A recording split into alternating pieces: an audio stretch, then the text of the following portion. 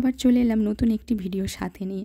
আজকের গন্তব্য হলো ডোমজুর ৫৭ বাস স্ট্যান্ড। আর প্রিয়াঙ্কা আমাকে ওরই স্কুটি করে নিয়ে যায়, আর সময়ের আগেই আমরা পৌঁছে যাই।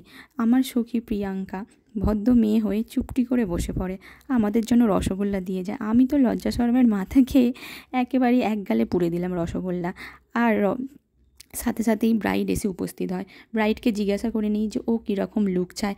ওর কোনো মেকআপ নিয়ে ক্রাইটেরিয়া ছিল না, ওর চুলটা জাস্ট ফুলিয়ে বাঁধতে হবে আর হাতের মধ্যেই শাড়িটা ড্র্যাপ করতে হবে, এটুখানি ওর চাওয়া ছিল। আর আমরা সেই মতোই ওর কাজটা শুরু করি, আর প্রিয়াঙ্কা ওর চুলে ক্রিম্পিং শুরু করে দেয়। আর আমি সেই ফাঁকে একটু আয়নার সামনে ঢং করি। আর তখনই শুরু হয় সেই মহান ঘটনা। ব্রাইড বলে তার নাকি খুব ঘাড়ে ব্যথা হচ্ছে, সে নাকি শুয়ে শুয়ে সাজতে চায়। তোমরাই বলো এত আবদার কি মানা যায়? সে শুয়ে শুয়ে সাজবে। তা যাই হোক, তাকে শুয়ে শুয়েই আমরা সাজালাম। কী আর করা যায় বলো, তার ঘাড় ব্যথা হচ্ছে, তার তো একটু ডিমান্ড আমাদেরকে মেনে নিতেই হবে।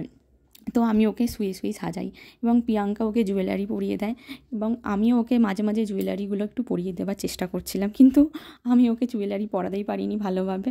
তো প্রিয়াঙ্কাই ওকে ভালোভাবে জুয়েলারিগুলো আবার পরিয়ে দেয়। জুয়েলারি পরিয়ে দেওয়ার পরে আমরা ওর চুলের কাজ শুরু করে দিই। আমি ফ্রন্টের হেয়ারস্টাইল করছিলাম, আর ততক্ষণে প্রিয়াঙ্কা ওর ব্যাকে হেয়ারের ফুলগুলো লাগিয়ে দিচ্ছিল। তো এইটা করার পরে আমাদের হেয়ার কমপ্লিট হয়ে যায়। তো আমরা তারপর ওর কমপ্লিট হওয়ার পরে ওকে কলকা শুরু করে দিই। যেহেতু ওর মুখটা ছোট, তাই ওকে একটা ছোট্ট একটি কলকা করি। তো বেশি বড় করার দরকার হয়নি কলকাটা। আর ওকে দেখো কীরকম লাগছে, এটা ওর ফাইনাল লুক। আর ওকে যেন ছোট্ট একটি পরী লাগছে, ছোটোখাটো একটি মেয়ে, তাই ছোট একটি কলকা করে ওকে সুন্দর করে সাজিয়ে দেওয়ার চেষ্টা করি। তোমরাই দেখে বলো যে ওর লুকটি কেমন হয়েছে। আর যদি ভালো লাগে আমার ভিডিওটি, তাহলে লাইক, কমেন্ট, শেয়ার অবশ্যই করো।